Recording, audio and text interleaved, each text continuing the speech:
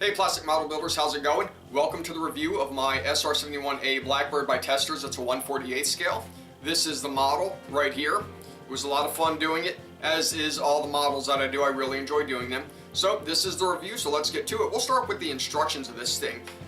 The instructions, it had some good and some bad to it. Some of the good things were it had really neat, interesting facts about each little thing about the SR-71. It talks about the SR-71A, talks about the SR-71B, and as well the C-12, which was the spy plane which was originally designed for NASA. You can make that. You need to convert it a little bit so that it says, hey, be an experienced modeler before you do that. Let's get to building this thing. Comes in about 3 different pieces. We have one right here, another section right here, and then the back end. Then you have your 2 wings right here. Flip it over, you'll have your landing gear, and some of the hard parts that I found kind of difficult were installing your spy windows, which you have 1 here, 2 down here, and then 2 right there. So those tend to press in. You have to be careful, make sure they're glued really well, otherwise you could get stuck. By the time this model is assembled, those could go inside. I had to drill one out and kind of pull it back out to get it into place. That wasn't too fun. Upon assembly, you have to watch out for your seams. So I had a lot of seams all along the edge right here. Those seams, they didn't turn out so well for me. That's because, I didn't really take the time to do them as well as I should. And I also knew that this plane would be displayed like this, so it wasn't as big of a deal to me.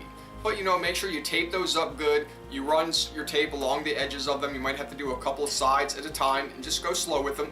Make sure you file it down really well. Watch out for the panel lines. That was part of the issues I had, especially right here on this joint, was some of the panel lines would maybe get sanded down a little bit. So just be careful of that.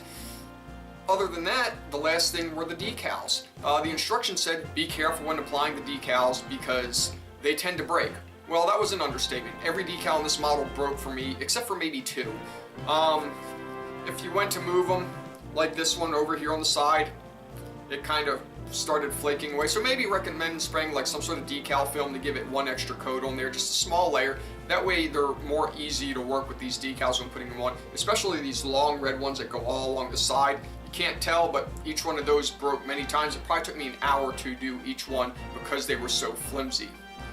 You will need to make some custom paint for this. In the directions it even tells you how, because the wheels, they go a titanium type of color, which is supposed to be a Testors silver and orange. It says like drop 18 drops of this into this type of paint, and it should give you a titanium color. I added a little bit more to give it a little bit more of an orange effect. No big deal, you can't even really tell the difference. So do that, and then the wheels right here, those go like a type of aluminum. So you have to do that.